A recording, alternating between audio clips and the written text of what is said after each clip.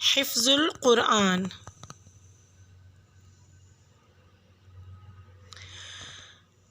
السلام علیکم ورحمۃ اللہ وبرکاتہ۔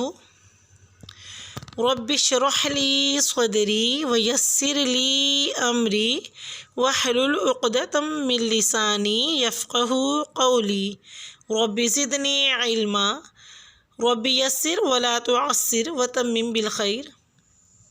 کیسے ہیں تمام ویورز؟ امید کرتی ہوں کہ سب خیر و عافیت سے اور ایمان کی بہترین حالت میں ہوں گے۔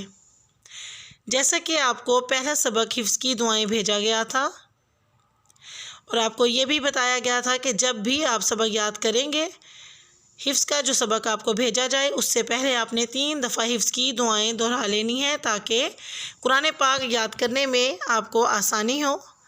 اللہ سبحانہ و تعالیٰ حفظ کرنے میں برکت عطا فرمائے، آمین ثم آمین۔ سبق نمبر 2، سورہ الناس مکیہ۔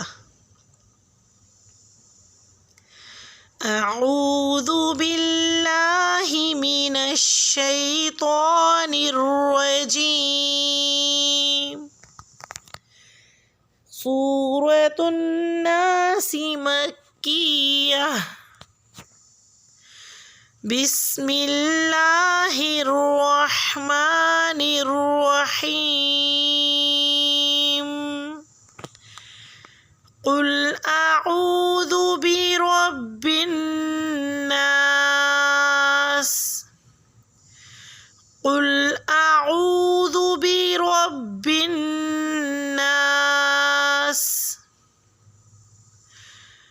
قل اعوذ برب الناس، ملک الناس، ملک الناس،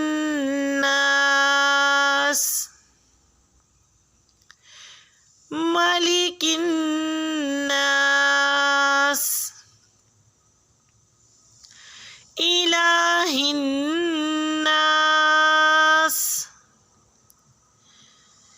الہ الناس،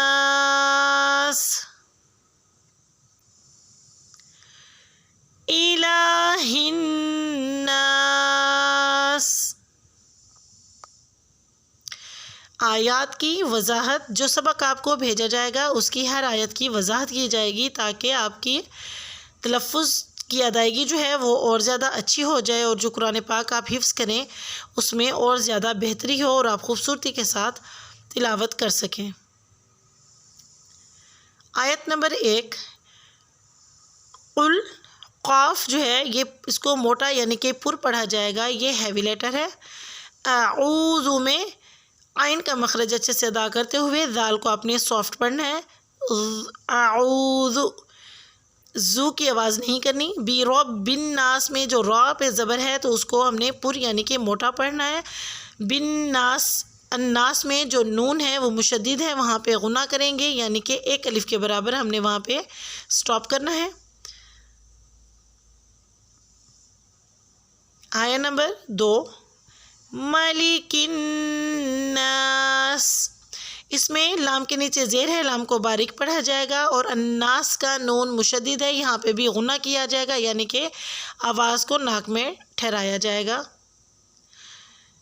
الہ الناس، اسی طرح آیت نمبر 3 میں بھی الہ، الف کو باریک پڑھتے ہوئے لام کو بھی باریک پڑھا جائے گا اور اسی طرح ہی نون مشدد پہ غنہ کیا جائے گا یعنی کہ سٹاپ کیا جائے گا 1 الف کے برابر، اس پہ غنہ کریں گے۔ امید کرتی ہوں کہ آپ کو آج کا سبق سمجھ میں آیا ہوگا۔ اللہ سبحانہ و تعالیٰ ہم سب کے لیے قرآن پاک کو حفظ کرنا آسان بنا دے۔